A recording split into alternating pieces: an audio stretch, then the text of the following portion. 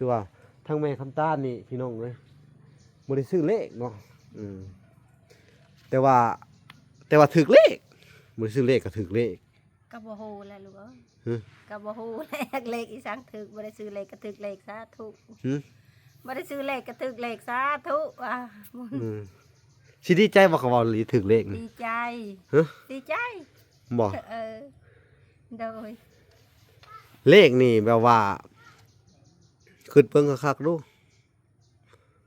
คิดบ่ได้ชื่อจัง อื บ่ชื่อเลข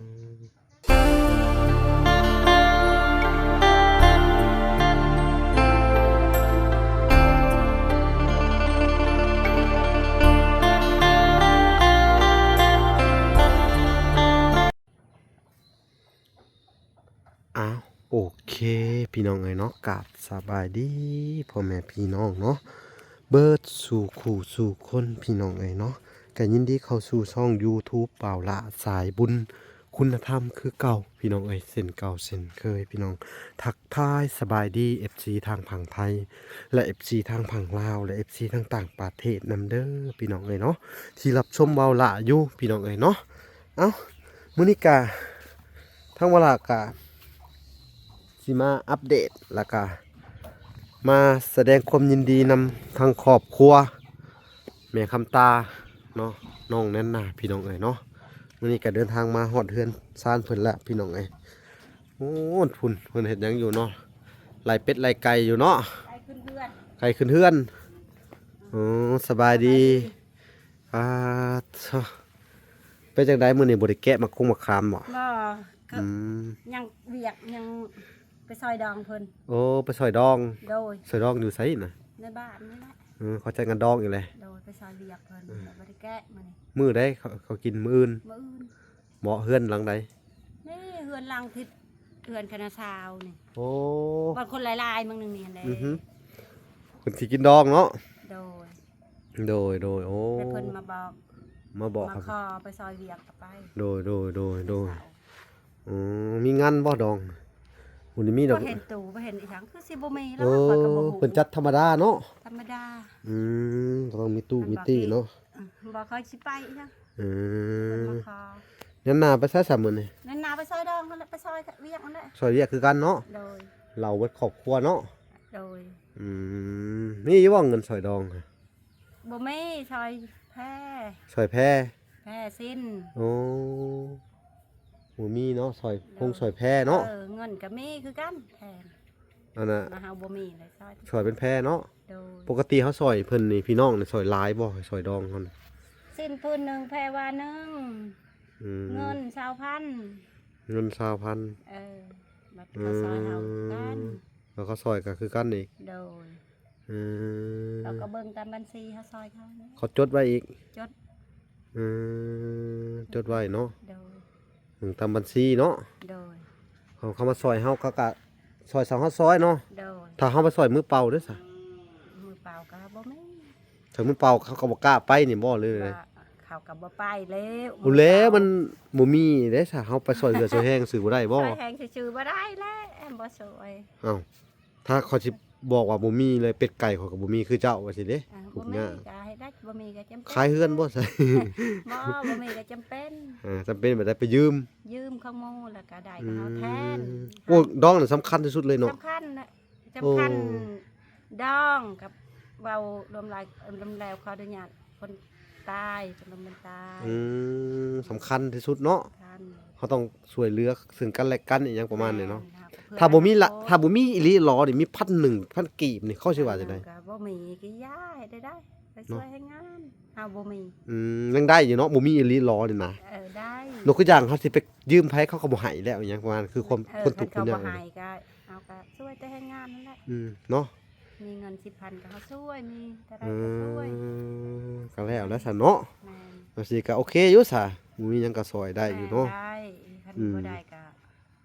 สมมุติว่ามีหมู่ออกให้แล้วก็เฮาก็แทนหมู่ อื เก่านั่นแหละ ม หมู่มีก็หมู่ออกให้เฮา โดย เฮาก็เบิ่งหมู่ก็เบิ่งเฮา อือฮึโดย อันนี้ก็เพิ่นค่อยบ่มีก็เพิ่นออกให้ บ่มีอีหลีเนาะตอนนี้ บ่ ติดธงก็บ่มี บ่มี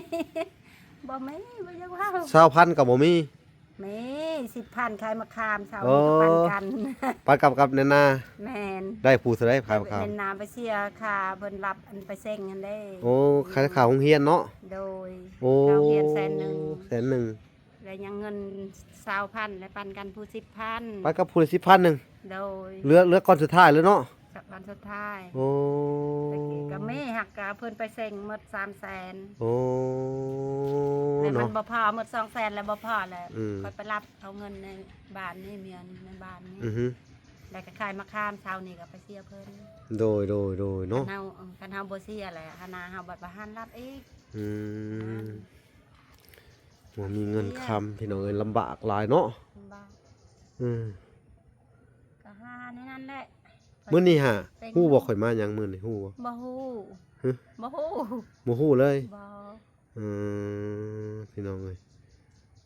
เจ้าบ่ได้ซื้อเลขใส่ไว้บ่ ฮะ บ่ได้ชื่อ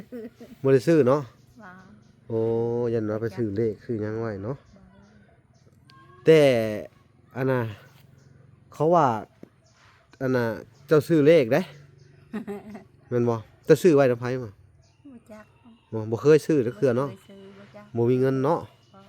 โอ้ บ่มีเงินสิซื้อเลขซื้อเบอร์ คือว่าซื้อเลขไว้แล้วยันว่าถึกเลขว่าซั่น มี ซะ เงินมาที่ใช้สิไปซื้อเลขอะโล อืม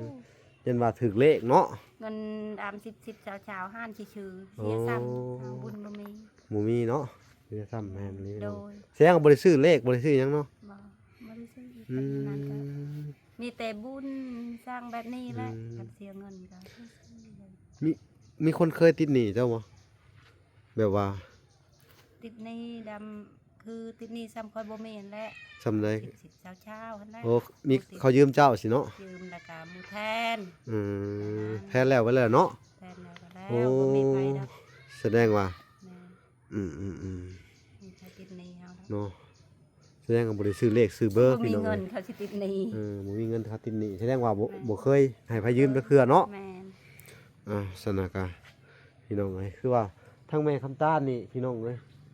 บ่ได้ซื้อเลขเนาะแต่ว่าถึกเลขบ่ได้ซื้อเลขก็ถึกเลข ก็บ่ฮู้แหละลูกเอ้ย หึ ก็บ่ฮู้แหละเลขอีสังถึกบ่ได้ซื้อเลขก็ถึกเลขสาธุ หึ บ่ได้ซื้อเลขก็ถึกเลขสาธุอ่ะ สิดีใจบ่เขาเว้าอีหลีถึกเลขนี่ ดีใจ ฮะ ดีใจ บ่ เออโดย เลขนี่แบบว่าคิดเบิ่งคักๆดู คิดบ่ได้ชื่อช่าง อื บ่ชื่อเลข ม คันว่าลินเลขลินหวยคือหมู่อย่าว่าหวยสิออง อันนี้คือบ่คิดเนาะ บ่ฮู้เลยเนาะ โดย เอ้าสิเฉลยเด้อซะเด้อ โดย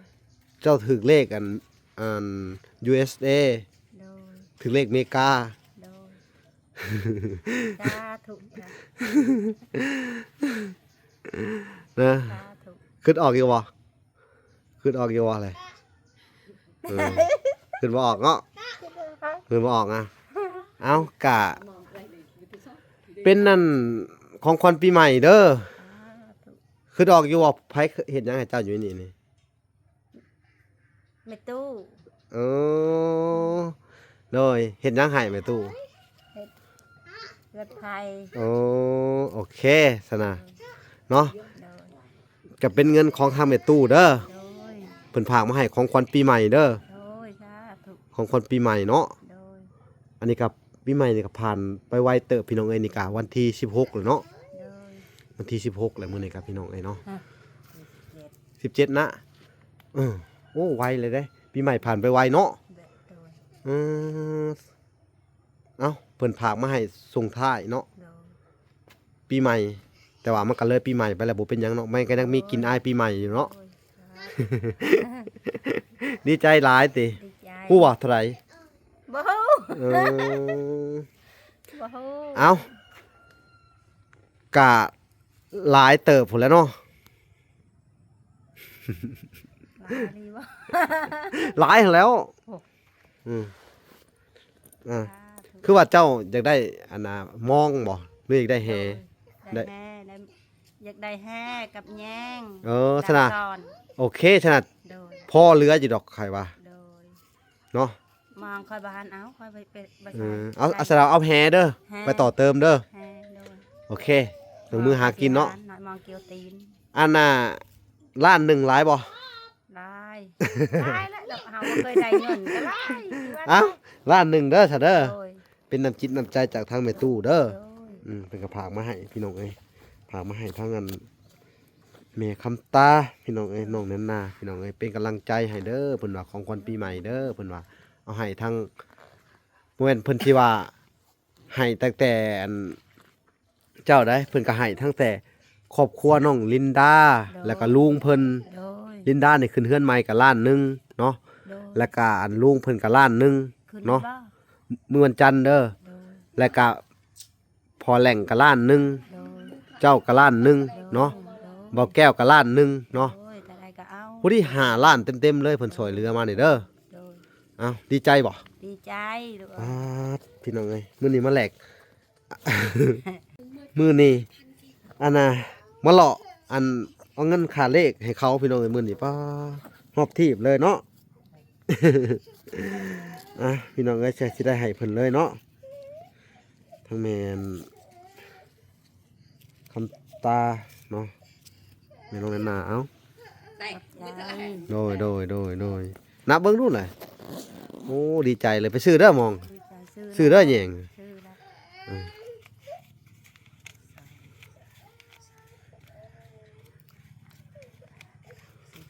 ครบ อืม ใจหลาย หาขายหน่อไม้นี่ได้จักอันจักมื้อจักสิได้ ๆ ซำนี้ โอ้ลงได้ทำ บ่ นี่ ได้ชอบดีแต่ขายมะขาม เป็นปียังบ่ได้ ว่า เออ ว่า ขายมะขามเช้านี้ยังบ่ได้ ยังบ่ได้เลย ได้80,000เช้านี้ แสดงว่ามะขามเนี่ยต้องเป็นรถเลยจักได้ล้านหนึงเนาะ โอ้ว้า อ๋อ ว โธ่บ่ธรรมดาเด้อค่ะ มะขา สาม ธุ อื แม่ ม เพิ่นอยู่ดีมีแห่งเด้อพญาตให้หายความเจ็บอย่าให้เพิ่นได้ความกายอย่าให้เพิ่นมีเด้อให้อายุมันควันยืนสาธุ แม่ตู้สิ ในตู้ USA ดีมีแห่งเด้อให้หายพญาตไปค่ะ สาธุดีบกดีใจนำเด้อ สาธุ ฮัดพี่น้องเอ้ยเนาะช่วงนี้ก็ก่อนอันน่ะผู้ดีดองเลยเนาะ โดย ก่อนสิตายน้ำลายปอดออกเพิ่นว่า ผู้ดีได้เอออ้าวเสียงนกพี่น้องเอ้ยตกใจเสียงนกเลยฮะ ตกใจ เออ บ่เคยได้เงินหลายพันนี้ อืมบ่เคยได้เงินหลายอีก บ่ อัน บ่ นี้ เคย เนาะ ได้เงินฮอดล้าน บ่เคยได้เฮือนซำนี้อีกเนาะ บ่ ตกใจแฮงเรือดีใจแฮงหลายเนาะ โดย พี่น้องเอ้ยเนาะเอาก็มีแต่ว่าสู้ๆต่อไปเด้อ สาธุ อืมโดย แห่งสาธุ เนาะเอาพี่น้องเอ้ยกะเอาเงินตัวนี้เนาะไปซื้อมองน้ำแหน่เอ้ยซื้อแหซื้อดังสอนเด้อเป็นของตัวเองเนาะ โดย พากันสอน โดย กับลูก2คนเนาะแล้วก็แหกับไปหวานกับลูก2คนเนาะ โดย เอาแล้วก็เหลือกะเอาไปใส่จ่ายไป โดย ไปดองซื้อปิกเป็งนัวเนาะ โดย พอดีเลยพี่น้องเอ้ยคือว่าวหั่นแหละพี่น้องเอ้ยใกล้สิเบิดเพิ่นว่ายังเหลือเงินอยู่ 10,000 กีบแก้มะขามเนาะ โดย ก็ได้มาเพิ่มอีก ดีใจสุดๆเลย ใจโอ้ โอ้ ย ยเนาะ ได้สำนีสาธุ สาธุบุญคุณเนาะ บุญคุณเพิ่น เถอะ บุญ พี่น้อง คุ เอ้ ณ ย ใหญ่เพิ่นสาธุเพิ่นใจหักมันมีให้ร่ำให้รวยเด้อ สาธุพี่น้องเอ้ยเนาะแม่ตู้นี่เจ้าฮู้บ่คือผู้ที่ประเสริฐเนาะผู้ที่เป็นเทวบุตรเทวดาเดินดินเลย โดย เนาะ โดย เดินดินกินข้าวแกงเฮานี่แหละ โดย เนาะเพิ่นน่ะซอยเรือหลายๆหมุ่งหลายๆบอนพี่น้องเอ้ยเนาะซอยเรือคนทุกข์ยากเนาะ โดย หลายเคสหลายคู่หลายคนพี่น้องเพิ่นซอยเนาะขอให้บุญกุศลที่เพิ่นสร้างเนาะให้ได้มากได้ผลพี่น้องเอ้ยเนาะให้เพิ่นอยู่ดีมีแห้งเนาะความเจ็บอย่าได้ความไข้อย่ามีเด้อแม่เอ้ยขอให้เจ้าเนาะ พญาโลคาเพิ่นกัน โดยสุขภาพแข็งแรงเนาะ แข็ง อายุมั่นขวัญยืนร่ำรวยเงินทองเนาะพี่น้องเอ้ยเจริญในหน้าที่การงานเจริญในศีลในธรรมเนาะบุญรักษาเทวดาคุ้มครองเจ้าเด้อแม่เด้อสาธุเนาะทางวลาเนาะก็ดีมกดีใจหลายพี่น้องเอ้ยทางวลากะได้อยู่ได้กินเนาะ สาธุ ได้ใช้เงินของทางแม่ตู้เนาะก็ขอให้ทางวลาอยู่ดีมีแห้งเช่นกันพี่น้องเอ้ยเนาะ ขอให้ร่ำๆรวยๆเจริญในหน้าที่การงานคือการพี่น้องเอ้ยเนาะจักเฮ็ดจังไดพี่น้องเอ้ยเนาะอวยพรให้เจ้าของก็เป็นได้บัดนี้ อวยพรทุกคน เนาะ ให้รว เอย อเอาพี่น้องเอ้ย หนังเพิ่นมี แม่นแหละดีมุกดีใจพี่น้องเอ้ยทางเวลาก็เว้ายังบ่ถูกเนาะเฮาก็ ไปช่วยคนทุกข์ยาก แม่น ให้พิ่นอยู่ เฮาก็ได้ใช้น้ำเพิ่นเฮาก็ดีใจจักเสียจังไดพี่น้องเอ้ยทางเวลาก็ได้เนาะก็ได้อยู่ได้กินเนาะอาศัยเงินเดือน YouTube เจ้าฮู้ว่าเท่าใดเดือนนี่ฮะบ่มียอดวิว100เหรียญก็ยังบ่ได้พี่น้องเอ้ยจักเฮ็ดจังไดถ้าบ่มีเพิ่นแล้วก็บ่มีแม่ทอนแก้วบ่มีแม่ตู้นงบ่มีแม่ตู้อันน่ะอัน USA แล้วก็ แม่น อีกเอื้อยอ้ายหลายทานพี่น้องที่เพิ่นซอยมาเนาะในช่องเวลาก็ขอให้ผู้ใหญ่ทุกๆคนหรือว่าเวลาได้ใช้เงินนำผู้ใหญ่ที่ซอยเวลาก็ขอให้ร่ำให้รวยทานไปแล้วไหลขึ้นมาคือเก่าทานมื้อเช้าไหลเข้ามื้อแลงเด้อสาธุสาธุเนาะสาธุบุญคุณนำเนาะ เวลาก็ดีมุกดีใจหลายบุมีหยังสิตอบบุญแทนคุณผู้ใหญ่ใจดีทุกๆทานพี่น้องเอ้ยเนาะมีแต่คำอวยใส่ให้พรนี่แหละเนาะแม่คำตา คนรวยเด้อสาธุ รอดตายไปเจ้าก็ได้เนาะผู้ดีดองมา โอ้ยบ่ดีดอง อืม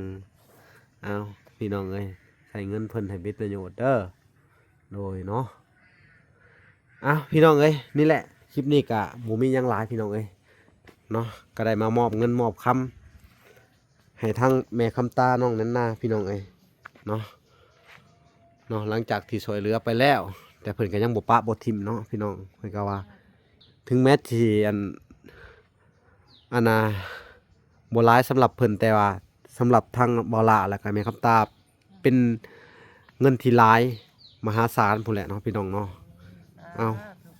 ดีมุกดีใจหลายทางบ่ล่าก็ได้ เนาะ โดยเอาพี่น้องเอ้ยเนาะคลิปนี้พี่น้องเอ้ยก็บ่มีหยังหลายแล้วพี่น้องเอ้ยเพราะทางบ่ล่าก็จะได้ขอตัวลำลาไปก่อนเด้อเนาะฝากไปพบพ่อกันใหม่อีกคลิปหน้าเนาะคลิปนี้ขอกล่าวคำว่าสบายดีและสวัสดีพี่น้องเอ้ยบ๊ายบาย